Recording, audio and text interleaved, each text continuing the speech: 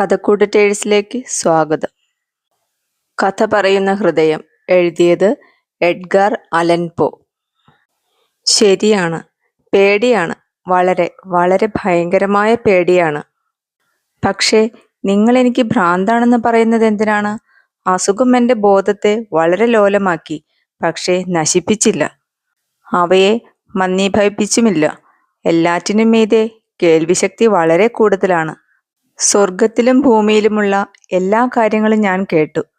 നരകത്തിലുള്ള സകല കാര്യങ്ങളും ഞാൻ കേട്ടു. അപ്പോൾ പിന്നെ ഞാനെങ്ങനെ ഭ്രാന്തനാകും? ചെവി പാർത്തു നോക്കൂ, എന്നിട്ട് രഹസ്യമായി വീക്ഷിക്കൂ. എത്ര ശാന്തനായി എനിക്ക് ആ കഥ മുഴുവൻ പറയാൻ കഴിയുന്നു. ആ ആശയം എൻ്റെ മസ്തിഷ്കത്തിൽ ആദ്യമായി എങ്ങനെ കടന്നു വന്നു എന്ന് പറയാൻ കഴിയുകയില്ല. പക്ഷേ ഒരിക്കൽ തീരുമാനിച്ചതോടെ അതെന്നെ രാപകലില്ലാതെ പിന്തുടർന്നു. എന്നാൽ യാതൊരു ഉദ്ദേശ്യവുമില്ലതാനും. വികാരങ്ങളും ഒന്നുമില്ലായിരുന്നു. ആ വൃദ്ധനെ എനിക്കിഷ്ടമായിരുന്നു. അയാൾ എന്നെ ഒരിക്കലും തെറ്റിദ്ധരിച്ചില്ല. എന്നെ അയാൾ നിഷേധിച്ചിട്ടുമില്ല. അയാളുടെ സ്വർണത്തിനു വേണ്ടി ഞാൻ ആഗ്രഹിച്ചതുമില്ല. എനിക്ക് തോന്നുന്നു അയാളുടെ കണ്ണാണ്, അയാളുടെ കണ്ണ് തന്നെയാണ് എന്നെ പ്രകോപിപ്പിച്ചതെന്ന്. അയാളുടെ കണ്ണുകളിലൊന്ന് ഒരു കഴുകൻ്റേതുപോലെയായിരുന്നു. ഒരു മങ്ങിയ നീലനിറമുള്ള കണ്ണ്. അതിനു മീതെ ഒരു പാടയുണ്ടായിരുന്നു. എപ്പോൾ ആ കണ്ണ് എൻ്റെ മേൽ വീഴുന്നുവോ അപ്പോഴെൻ്റെ ചോര കട്ടപിടിക്കും. അങ്ങനെ കുറേശ്ശെ കുറേശ്ശെ പടിപടിയായി ആ വൃദ്ധൻ്റെ ജീവൻ എടുക്കണമെന്ന് ഞാൻ തീരുമാനിച്ചു. അങ്ങനെ ആ കണ്ണിൻ്റെ ശല്യം എന്നേക്കുമായി ഒഴിവാക്കണമെന്നും. ഇതാണ് കാര്യം. നിങ്ങൾ സങ്കല്പിക്കുന്നത് എനിക്ക് ഭ്രാന്താണെന്നാണ്. ഭ്രാന്തന്മാർക്ക് ഒന്നും അറിയില്ല. പക്ഷെ നിങ്ങൾ എന്നെ കാണേണ്ടതാണ്. ഞാൻ എത്ര ബുദ്ധിപരമായാണ് മുന്നോട്ടു പോയതെന്ന് നിങ്ങൾ കാണേണ്ടിയിരുന്നു. എത്ര മുൻകരുതലോടെ, ഉദ്ദേശങ്ങൾ ഒളിച്ചുവെച്ച് ഞാൻ ജോലി ചെയ്തു.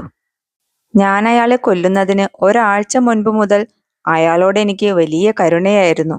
ഓരോ ദിവസവും അർദ്ധരാത്രിക്ക് ശേഷം അയാളുടെ കഥയിൻ്റെ സാക്ഷ നീക്കി ഞാനത് തുറന്നിട്ടിരുന്നു. വളരെ സൗമ്യമായി, ശബ്ദമില്ലാതെ. ഞാൻ എൻ്റെ തല കടക്കാൻ പാകത്തിൽ. എന്നിട്ട് ഒരു കറുത്ത വിളക്ക് അകത്തു വെച്ചു. പിന്നെ വാതിൽ ശരിയായി അടച്ചു. അതുകൊണ്ട് വെളിച്ചമൊട്ടും വെളിയിലേക്ക് പോയില്ല. ഞാൻ എൻ്റെ ശിരസ് അകത്തേക്ക് കടത്തി. നിങ്ങൾ ചിരിച്ചു പോയേനെ. എത്ര വിദഗ്ധമായാണ് തല കടത്തിയതെന്ന് കണ്ടിരുന്നെങ്കിൽ. തല ഞാൻ പതുക്കെ ചലിപ്പിച്ചു, ആ വൃദ്ധൻ്റെ ഉറക്കം കെടുത്താത്ത രീതിയിൽ. വളരെ വളരെ സാവധാനം.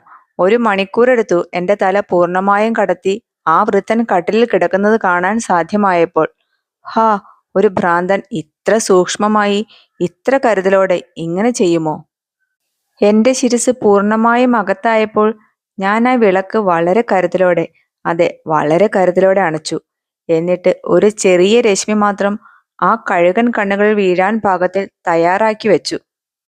ഇതാണെങ്കിൽ ഞാൻ കഴിഞ്ഞ 7 ദിവസവും രാത്രി ചെയ്തിരുന്നതാണ്. പക്ഷേ അപ്പോഴൊക്കെയും അയാളുടെ കണ്ണ് അടച്ചിരിക്കുന്നതായാണ് ഞാൻ കണ്ടത്. അതുകൊണ്ട് എൻ്റെ ജോലി ചെയ്യാൻ അസാധ്യമായിരുന്നു. എന്തെന്നാൽ എന്നെ വിഷമിപ്പിച്ചിരുന്നത് ആ വൃദ്ധനല്ല, പക്ഷേ അയാളുടെ ദുഷ്ടമായ ദൃഷ്ടിയായിരുന്നു. ഓരോ പ്രഭാതത്തിലും പകൽ പുലർന്നതിന് ശേഷം ഞാൻ ധൈര്യമായി അയാളുടെ മുറിയിൽ ചെന്ന് വളരെ ഹൃദ്യമായി ചോദിച്ചിരുന്നു, രാത്രി എങ്ങനെ കഴിഞ്ഞു എന്ന്. ഞാൻ അയാളോട് ധൈര്യമായി അയാളുടെ പേര് വിളിച്ച് സംസാരിച്ചു. അയാൾ ഒരു നല്ല വൃദ്ധനായിരുന്നു. അതുകൊണ്ട് അയാൾ രാത്രി 12 മണിക്ക് യാതൊരു കാര്യത്തിനും സംശയിച്ചില്ല. അയാൾ ഉറങ്ങുമ്പോൾ ഞാൻ നോക്കി നിന്നു. 8ാമത്തെ രാത്രിയിൽ ഞാൻ കൂടുതൽ ജാഗരൂകനായി. ഞാൻ കൂടുതൽ കരുതലോടെയാണ് വാതിൽ തുറന്നത്. എൻ്റേതിനേക്കാൾ കൂടുതൽ വേഗതയിലാണ് ഒരു വാച്ചിൻ്റെ മിനിറ്റ് സൂചി ചലിക്കുന്നത്. ആ രാത്രിയിൽ മറ്റൊരിക്കലും അല്ലാത്ത രീതിയിൽ എൻ്റെ ശക്തിയുടെ വലിപ്പത്തെപ്പറ്റി, ബുദ്ധികൂർമ്മതയെപ്പറ്റി ഞാൻ സംശയിച്ചു. എൻ്റെ വിജയലഹരിയെ എനിക്ക് നിയന്ത്രിക്കാൻ കഴിഞ്ഞില്ല. ഞാൻ അവിടെ ഉണ്ടെന്നതും വാതിൽ സാവധാനം തുറക്കുന്നെന്നതും, എന്നാൽ അയാൾ എൻ്റെ രഹസ്യപ്രവർത്തനത്തെപ്പറ്റി സ്വപ്നം പോലും കാണുന്നില്ലെന്നതും എന്നെ സന്തോഷിപ്പിച്ചു. ഞാൻ അല്പം ചിരിച്ചു ആ ആശയത്തിൻ്റെ പേരിൽ. ഒരു വേള അയാൾ എൻ്റെ ചിരി കേട്ടിരിക്കാം. എന്തെന്നാൽ അയാൾ പെട്ടെന്ന് ഞെട്ടിയിട്ടെന്ന പോലെ ചലിച്ചു. ഞാൻ തിരികെ പോയി എന്ന് നിങ്ങൾ ചിന്തിച്ചിരിക്കാം. പക്ഷേ ഇല്ല. അയാളുടെ മുറി നരകം പോലെ ഇരുട്ട് നിറഞ്ഞതായിരുന്നു. ഷട്ടറുകളെല്ലാം ഭദ്രമായി അടച്ചിരുന്നു, കള്ളന്മാരെ ഭയന്ന്. അതുകൊണ്ട് എനിക്കറിയാം അയാൾ ഞാൻ വാതിൽ തുറക്കുന്നത് കാണുകയില്ലെന്ന്. ഞാനത് തുടർച്ചയായി തള്ളിക്കൊണ്ടിരുന്നു. എൻ്റെ തല ഞാൻ അകത്താക്കി. എന്നിട്ട് വിളക്ക് തെളിക്കാൻ തുടങ്ങി. അപ്പോൾ എൻ്റെ തള്ളവിരൽ ടിന്ന് ബന്ധിച്ചെടുത്ത് ഒന്ന് തട്ടി. അതിന്റെ ശബ്ദം കേട്ട് വൃദ്ധൻ പെട്ടെന്ന് എഴുന്നേറ്റിരുന്നു. എന്നിട്ട് വിളിച്ചു ചോദിച്ചു, ആരാ അവിടെ? ഞാൻ മിണ്ടാതിരുന്നു. ഒന്നും പറഞ്ഞതുമില്ല. 1 മണിക്കൂറോളം സമയം ഞാൻ എൻ്റെ പേശികൾ പോലും അനക്കിയില്ല. എന്നാൽ അയാൾ കിടക്കുന്ന ശബ്ദം ഞാൻ കേട്ടതുമില്ല. അയാൾ കട്ടിലിരുന്ന് ശ്രദ്ധിക്കുകയായിരുന്നു. ഞാൻ ചെയ്തതുപോലെ രാത്രി തോറും ഭിത്തിയിലെ മരണഘടികാരങ്ങൾ കാതോർത്തുകൊണ്ട്. അപ്പോൾ തന്നെ ഒരു മോങ്ങൽ കേട്ടു. അപ്പോൾ എനിക്ക് മനസ്സിലായി, അത് മരണത്തിന്റെ ഭീകരതയുടെ മോങ്ങലാണെന്ന്. അത് വേദനയുടെയോ ദുഃഖത്തിന്റെയോ മോങ്ങലല്ല. അത് ഭയം കൊണ്ട് ആത്മാവിന്റെ അടിയിൽ നിന്ന് ഉയർന്നു വന്ന അമർന്ന ഒരു ശബ്ദമാണ്. ആ ശബ്ദം എനിക്കറിയാമായിരുന്നു. ഒരുപാട് രാത്രികളിൽ അർദ്ധരാത്രിയിൽ ലോകമെല്ലാം സുഷുപ്തിയിൽ ആണ്ടുകിടക്കുമ്പോൾ അതെന്റെ ഹൃദയത്തിൽ നിന്നുണർന്ന് ഭീകരമായ പ്രതിധ്വനിയോടെ അഗാധമായി തീർന്നിരുന്നു. അതിന്റെ ഭീകരത എന്റെ ശ്രദ്ധ തെറ്റിച്ചിരുന്നു. എനിക്കത് നന്നായി അറിയാം. ആ ആദ്യത്തെ ശബ്ദത്തിന് ശേഷം അയാൾ ഉണർന്നു കിടക്കുകയാണ്. അതെനിക്കറിയാം. അതിലെനിക്ക് അയാളുടെ അനുകമ്പ തോന്നി. എന്നാൽ ഞാൻ സ്വയം ആനന്ദിച്ചു. അയാൾ അവ കാരണമില്ലാത്തതാണെന്ന് സങ്കല്പിച്ചെങ്കിലും അതിന് സാധിച്ചില്ല. അയാൾ സ്വയം പറഞ്ഞു, അത് മറ്റൊന്നുമല്ല, അടുക്കളയിൽ കാറ്റടിച്ചതാണ്. അത് എലി തറയിൽ കൂടി നടന്നതിന്റെ ഒച്ചയാണ്. അത് ചീവീടിന്റെ ഒറ്റപ്പെട്ട കരച്ചിലാണ്. പക്ഷേ അവയെല്ലാം നിഷ്ഫലമായിരുന്നു. എന്തെന്നാൽ മരണം തന്നെ സമീപിച്ചുകൊണ്ട് തന്റെ കറുത്ത നിഴൽ അയാളിൽ പടർത്തി. ആ കാണാത്ത നിഴലിന്റെ ദുഃഖകരമായ സാന്നിധ്യമാണ് അയാളെ വല്ലാതെ അലട്ടിയത്. എന്നാൽ അയാൾ അതിനെ കാണുകയോ കേൾക്കുകയോ ഉണ്ടായില്ല. പക്ഷേ എന്റെ ശിരസിന്റെ സാന്നിധ്യം മുറിയിലുണ്ടെന്നത് അയാൾ അനുഭവിച്ചു. ഒരുപാട് സമയം വളരെ ക്ഷമയോടെ കാത്തിരുന്നപ്പോൾ, അയാൾ വീണ്ടും കിടന്നതായി മനസ്സിലാക്കാൻ കഴിയാത്തപ്പോൾ, ഞാൻ ആ വിളക്കിന്റെ വെട്ടം അല്പം കൂടി കൂട്ടാൻ തീരുമാനിച്ചു. വളരെ വളരെ ചെറിയ ഒരു വിടവ് വിളക്കിലുണ്ടാക്കി. വളരെ പതുങ്ങി പതുങ്ങി ഞാനത് തുറന്നു. നിങ്ങൾക്ക് ഊഹിക്കാൻ കഴിയില്ല എത്ര പതുങ്ങിയാണ് ഞാനത് ചെയ്തതെന്ന്. ഒരു ചിലന്തിയുടെ നൂലുപോലെ ഒരു ഒറ്റപ്പെട്ട രശ്മി അയാളുടെ കഴുകൻ കണ്ണിലേക്ക് വീണു. അത് തുറന്നു. കൂടുതൽ കൂടുതൽ വിസ്താരത്തിൽ. അതിലേക്ക് നോക്കുമ്പോൾ ഞാൻ വല്ലാതെ പരിഭ്രാന്തനായി. ഞാനത് വളരെ വ്യക്തമായി കണ്ടു. എല്ലാം ഒരു മങ്ങിയ നീലിമയോടെ. ഒരു ഭീകരമായ പാട അതിനു മുകളിൽ. എന്റെ അസ്ഥിയുടെ മജ്ജ തണുപ്പിച്ചു കളഞ്ഞു അത്. ആ വൃദ്ധന്റെ ശരീരമോ മുഖമോ ഞാൻ കണ്ടില്ല. എന്തെന്നാൽ ആ രശ്മി ആ സ്ഥലത്ത് തന്നെ പതിയുന്ന വിധത്തിലാണ് ജന്മവാസനയോടെ എന്ന പോലെ ഞാനത് തിരിച്ചു വിട്ടത്. ഇപ്പോൾ പ്രജ്ഞയുടെ ഏറ്റവും വലിയ തീഷ്ണതയാണ് നിങ്ങൾ ഭ്രാന്തെന്ന് പറയുന്നതെന്ന് ഞാൻ പറഞ്ഞിട്ടില്ലേ? ഇപ്പോൾ എൻ്റെ ശ്രവണപുടങ്ങളിൽ വളരെ പതിഞ്ഞ പെട്ടെന്നുള്ളൊരു ശബ്ദം വന്നലച്ചു. ഒരു ഘടികാരം തുണി കൊണ്ട് പൊതിയുമ്പോഴുണ്ടാകുന്നത് പോലെയുള്ള ശബ്ദം. എനിക്ക് ആ ശബ്ദം നന്നായിട്ടറിയാം. അത് ആ വൃദ്ധന്റെ ഹൃദയത്തിന്റെ സ്പന്ദനമാണ്. ഭയം കൊണ്ട് അത് കൂടി വന്നു. ചെണ്ടയടി ഒരു യോദ്ധാവിൽ ധൈര്യമുണ്ടാക്കുന്നത് പോലെ. എന്നിട്ടും ഞാൻ ശബ്ദമുണ്ടാക്കാതെ ശാന്തനായിരുന്നു. ശരിക്കും ശ്വാസം പോലും വിട്ടില്ല ഞാൻ. ആ വിളക്ക് ചലനമില്ലാതെ ഞാൻ പിടിച്ചിരുന്നു. ആ രശ്മി തുടർച്ചയായി ആ കണ്ണുകളിൽ വീഴുന്ന രീതിയിൽ ഞാൻ ശ്രദ്ധിച്ചു. അതേസമയം നരകതുല്യമായ കളങ്കബോധം ഹൃദയത്തിൽ വർദ്ധിച്ചു. അത് കൂടുതൽ വേഗത്തിൽ, കൂടുതൽ ശബ്ദത്തിൽ വർദ്ധിക്കാൻ തുടങ്ങി ഓരോ നിമിഷവും. ആ വൃദ്ധന്റെ ഭയം വളരെ തീവ്രമായിരുന്നിരിക്കണം. അത് കൂടുതൽ കൂടുതൽ ഉച്ചത്തിലായി ഓരോ നിമിഷവും. ഞാൻ പറഞ്ഞല്ലോ, ഞാൻ പതറിപ്പോയെന്ന്. തീർച്ചയായും പതറിപ്പോയി. ഈ രാത്രിയുടെ നിശബ്ദമായ മണിക്കൂറിൽ, പഴയ വീടിന്റെ ഭീകരമായ നിശബ്ദതയിൽ. ഈ വിചിത്രമായ ശബ്ദം എന്നെ അനിയന്ത്രിതമായ ഭയസംഭ്രമങ്ങളിലേക്ക് തള്ളിയിട്ടു. എന്നിട്ടും കുറച്ചു മിനിറ്റുകളിലേക്ക് ഞാൻ സംയമനം പാലിച്ച് അനങ്ങാതിരുന്നു. പക്ഷേ ആ സ്പന്ദനം കൂടുതൽ കൂടുതൽ ശബ്ദായമാനമായി. ഞാൻ കരുതി എൻ്റെ ഹൃദയം പൊട്ടിത്തെറിക്കുമെന്ന്. ഇപ്പോഴാണെങ്കിൽ പുതിയൊരു ഭയം എന്നെ പിടികൂടി. ആ ശബ്ദം ഒരു വേള അയൽക്കാരൻ കേട്ടെന്നിരിക്കും. വൃദ്ധന്റെ സമയം അടുത്തിരിക്കുന്നു. ഒരു ഉച്ചത്തിലുള്ള വിളിയോടെ ഞാൻ വിളക്ക് തുറന്നിട്ട് മുറിയിലേക്ക് എടുത്തു ചാടി. അയാൾ ഒന്ന് നിലവിളിച്ചു. ഒരിക്കൽ മാത്രം. ഒറ്റ നിമിഷം കൊണ്ട് ഞാൻ അയാളെ തറയിലേക്ക് വലിച്ചിട്ടു. എന്നിട്ട് ഭാരമുള്ള കിടക്ക അയാളുടെ ശരീരത്തിലേക്ക് വലിച്ചിട്ടു. ഞാൻ സന്തോഷപൂർവ്വം ചിരിച്ചു. ഇതുവരെ ചെയ്ത ജോലി കാണാൻ. പക്ഷേ കുറെ മിനിറ്റുകളിലേക്ക് ഹൃദയം അമർന്ന ശബ്ദത്തിൽ മിടിക്കാൻ തുടങ്ങി. ഇത് പക്ഷേ എന്നെ വിഷമിപ്പിച്ചില്ല. അത് ഭിത്തി കടന്നു പോവുകയില്ല. അവസാനം അത് അവസാനിച്ചു. വൃദ്ധൻ മരിച്ചു കഴിഞ്ഞു. അയാളുടെ ഹൃദയത്തിൽ ഞാൻ എൻ്റെ കൈവച്ചു. കുറെ നേരം അങ്ങനെ തന്നെ കൈവച്ചുകൊണ്ടിരുന്നു. ഹൃദയം മിടിക്കുന്നില്ല. അയാൾ ശരിക്കും മരിച്ചു കഴിഞ്ഞു. അയാളുടെ കണ്ണു മൂലമുള്ള ശല്യം ഇനി ഉണ്ടാവുകയില്ല. ഇനിയും നിങ്ങൾ എനിക്ക് ഭ്രാന്താണെന്ന് കരുതുകയാണെങ്കിൽ ഞാൻ അയാളുടെ ശരീരം ഒളിപ്പിക്കാൻ ചെയ്ത മുൻകരുതലുകൾ വിശദീകരിച്ചാൽ നിങ്ങൾ അങ്ങനെ ചിന്തിക്കുകയില്ല. രാത്രി അധികരിച്ചുകൊണ്ടിരുന്നു. ഞാൻ വളരെ വേഗത്തിൽ ജോലി ചെയ്തുകൊണ്ടിരുന്നു. വളരെ നിശബ്ദനായി ആദ്യമായി ഞാൻ മൃതദേഹം പല കഷ്ണമാക്കി.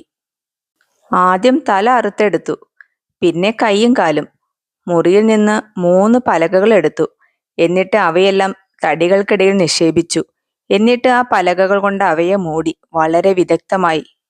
അത്ര വിദഗ്ധമായി അവയെ മറച്ചു. അതുകൊണ്ട് ഒരു മനുഷ്യനേത്രവും അയാളുടേതുപോലും എന്തെങ്കിലും കുഴപ്പമുണ്ടോ എന്ന് കണ്ടുപിടിക്കില്ല. ഒന്നും കഴുകിക്കളയാനില്ലായിരുന്നു, ഒരു തരത്തിലുള്ള കറയും. ഞാൻ അക്കാര്യത്തിൽ വലിയ കുശാഗ്രബുദ്ധി കാണിച്ചു. ഒരു തൊട്ടി വെള്ളം കൊണ്ട് എല്ലാം വൃത്തിയാക്കി. ഞാൻ ഇക്കാര്യങ്ങളൊക്കെ ചെയ്തപ്പോൾ 4 മണിയായി. പക്ഷേ അർദ്ധരാത്രി പോലെ തന്നെ ഇരുട്ടാണ്. മണിക്കൂറുകൾ സൂചിപ്പിച്ചുകൊണ്ട് മണിയടിച്ചപ്പോൾ തെരുവിലേക്കുള്ള വാതിലിൽ മുട്ടുകേട്ടു. ഞാനത് തുറക്കാൻ താഴേക്ക് ചെന്നു, വളരെ ലാഘവ ബുദ്ധിയോടെ. ഇപ്പോൾ എനിക്ക് എന്തിനു ഭയക്കണം? 3 പേർ അകത്ത് പ്രവേശിച്ചു. അവർ വളരെ സ്വാഭാവികതയോടെ തങ്ങളെ പരിചയപ്പെടുത്തി. തങ്ങൾ പോലീസുകാരാണെന്ന്. രാത്രിയിൽ അയൽക്കാരൻ ഒരു കരച്ചിൽ കേട്ടു. എന്തോ കുഴപ്പമുണ്ടെന്നുള്ള സംശയം ഉയർന്നു. വിവരം പോലീസുകാരെ അറിയിച്ചു. അതുകൊണ്ട് ആ പരിസരത്തിൽ വേണ്ട വിധത്തിൽ അന്വേഷണം നടത്താൻ പോലീസ് ഓഫീസർമാരെ അയച്ചിരിക്കുകയാണ്. ഞാൻ പുഞ്ചിരിച്ചു. എനിക്ക് ഭയപ്പെടേണ്ട കാര്യമെന്ത്? ഞാൻ ആ മാന്യന്മാരെ സ്വാഗതം ചെയ്തു. കരച്ചിൽ എൻ്റേത് തന്നെയാണ്. സ്വപ്നം കണ്ട് കരഞ്ഞതാണ്, ഞാൻ പറഞ്ഞു. വൃദ്ധൻ ഗ്രാമത്തിൽ പോയിരിക്കുകയാണ്. ഞാൻ ആ സന്ദർശകരെ മുറികളിലാകെ കൊണ്ടുപോയി. ഞാൻ അവരോട് പറഞ്ഞു, തിരഞ്ഞു നോക്കൂ, നന്നായി തിരഞ്ഞു നോക്കൂ. അവസാനം ഞാൻ അവരെ അയാളുടെ മുറിയിലേക്ക് കൊണ്ടുപോയി. അയാളുടെ നിക്ഷേപങ്ങളും നിധികളും ഭദ്രമാണെന്ന് ഞാൻ അവർക്ക് കാട്ടിക്കൊടുത്തു. ഉത്സാഹഭരിതനായി ഞാൻ അവർക്ക് മുറിയിൽ കസേരകൾ കൊണ്ടുവന്നിട്ട് കൊടുത്തു. എന്നിട്ട് ക്ഷീണം മാറ്റാൻ അവർ കുറെ നേരം ഇരിക്കട്ടെ എന്ന് ആശിച്ചു. അതേസമയം ശരിയായ ധൈര്യത്തോടെയും വിജയഭാവത്തോടെയും കസേര ആ ഇരയുടെ മൃതദേഹം കിടന്നതിന് മുകളിൽ തന്നെ ഇട്ടു. ഓഫീസർമാർക്ക് തൃപ്തിയായി. എൻ്റെ മര്യാദ അവർക്ക് ബോധ്യമായി. ഞാൻ വളരെ ലാഘവബുദ്ധിയോടെ പ്രവർത്തിച്ചു. അവർ ഇരുന്നു. ഞാൻ സന്തോഷത്തോടെ മറുപടി പറഞ്ഞപ്പോൾ അവർ പരിചിതമായ കാര്യങ്ങൾ സംസാരിച്ചു. പക്ഷേ അധികം കഴിയുന്നതിന് മുമ്പ് ഞാൻ ക്ഷീണിതനായി. അവർ എത്രയും പെട്ടെന്ന് പോകണമെന്ന് ആഗ്രഹിച്ചു. എൻ്റെ തല വേദനിച്ചു. എൻ്റെ തലയ്ക്കകത്ത് മണിയൊച്ച കേൾക്കുന്നതായി ഞാൻ സങ്കല്പിച്ചു. പക്ഷെ അപ്പോഴും അവരിരുന്ന് സംസാരിച്ചു കൊണ്ടിരുന്നു. തലയ്ക്കകത്തെ മണിയടി കൂടുതൽ വ്യക്തമായി. അത് തുടർന്നുകൊണ്ടിരുന്നു, കൂടുതൽ വ്യക്തതയോടെ. ഞാൻ കൂടുതൽ സ്വതന്ത്രമായി സംസാരിച്ചു, ആ ഒരു തോന്നൽ ഒഴിവാക്കാൻ വേണ്ടി. പക്ഷെ അത് തുടർന്നും വ്യക്തതയാർന്നിരുന്നു. അവസാനം എനിക്ക് മനസ്സിലായി, ആ ശബ്ദം എൻ്റെ ചെവിക്കുള്ളിൽ നിന്നല്ലെന്ന്. സംശയമില്ല, ഞാനിപ്പോൾ വിളറി വെളുത്തു. പക്ഷേ ഞാൻ വാചാലനായി സംസാരിച്ചു, അല്പം ഉച്ചത്തിൽ. എന്നിട്ടും ശബ്ദം ഉയർന്നു പോയി. എനിക്കെന്ത് ചെയ്യാൻ കഴിയും? അതൊരു കുറഞ്ഞ ശബ്ദത്തിൽ പെട്ടെന്ന് മുഴങ്ങിയ ശബ്ദമായിരുന്നു. ഒരു കോട്ടൺ തുണി കൊണ്ട് വാച്ചിനെ മൂടിവെക്കുമ്പോഴുള്ള ശബ്ദം. ഞാൻ ശ്വാസം കിട്ടാനായി കിതച്ചു. എന്നിട്ടും ആ ഓഫീസർമാർ അത് കേട്ടില്ല. ഞാൻ കൂടുതൽ വേഗത്തിൽ സംസാരിച്ചു, കൂടുതൽ ആവേശത്തോടെ. എൻ്റെ ശബ്ദം തുടർച്ചയായി വർദ്ധിച്ചുകൊണ്ടിരുന്നു. അവരെന്തുകൊണ്ടാണ് പോകാത്തത്? ഞാൻ തറയിൽ അങ്ങോട്ടും ഇങ്ങോട്ടും നടന്നു, ഭാരമുള്ള കാൽവെപ്പുകളോടെ. അവരുടെ നിരീക്ഷണം കോപപൂർണമാകുന്നത് പോലെ. പക്ഷേ എൻ്റെ ശബ്ദം വീണ്ടും അധികരിച്ചു. എനിക്കെന്ത് ചെയ്യാനാകും? ഞാൻ നുരച്ചു, വന്യമായി സംസാരിച്ചു. ഞാൻ ആണയിട്ടു. ഞാനിരുന്ന കസേര തട്ടിമാറ്റി. എന്നിട്ട് അതിനെ മരപ്പലകയിൽ മുട്ടി ശബ്ദമുണ്ടാക്കി. പക്ഷെ എൻ്റെ ശബ്ദം കൂടുതൽ ഉച്ചത്തിലായി. എന്നിട്ടും ആ മനുഷ്യർ വളരെ സന്തോഷത്തോടെ സംസാരിച്ചു, എന്നിട്ട് പുഞ്ചിരിച്ചു. അവർ കേൾക്കാതിരിക്കാൻ സാധ്യതയുണ്ടോ? ഇല്ല ഇല്ല, അവർ കേട്ടു. അവർ സംശയിച്ചു, അവർ അറിഞ്ഞു. അവർ എൻ്റെ ഭയത്തെ കളിയാക്കുകയായിരുന്നു. അങ്ങനെ ഞാൻ വിചാരിച്ചു. അത് തന്നെ ഞാൻ ചിന്തിക്കുന്നു. പക്ഷേ ഈ ആത്മസങ്കടത്തേക്കാൾ ഭേദമാണ് എന്തും. ഈ വെറുപ്പിനേക്കാൾ സഹിക്കാവുന്നതാണ് എന്തും. ആ ആത്മവഞ്ചനാപരമായ പുഞ്ചിരി എനിക്ക് സഹിക്കാനാവുന്നില്ല. എനിക്ക് തോന്നി ഒന്ന് നിലവിളിക്കണമെന്ന്. അല്ലെങ്കിൽ മരിക്കണമെന്ന്. ഇപ്പോൾ വീണ്ടും വീണ്ടും കേൾക്കുന്നു, കൂടുതൽ ഉച്ചത്തിൽ. നീചന്മാരെ, ഞാൻ നിലവിളിച്ചു. ഇനിയും അഭിനയിക്കാതിരിക്കൂ. ഞാൻ കുറ്റം സമ്മതിച്ചിരിക്കുന്നു. ആ മരക്കഷ്ണങ്ങൾ വെട്ടിപ്പൊളിക്കൂ. ഇതാ ഇതാ. അത് അയാളുടെ വൃത്തികെട്ട ഹൃദയത്തിന്റെ മിടിപ്പാണ്.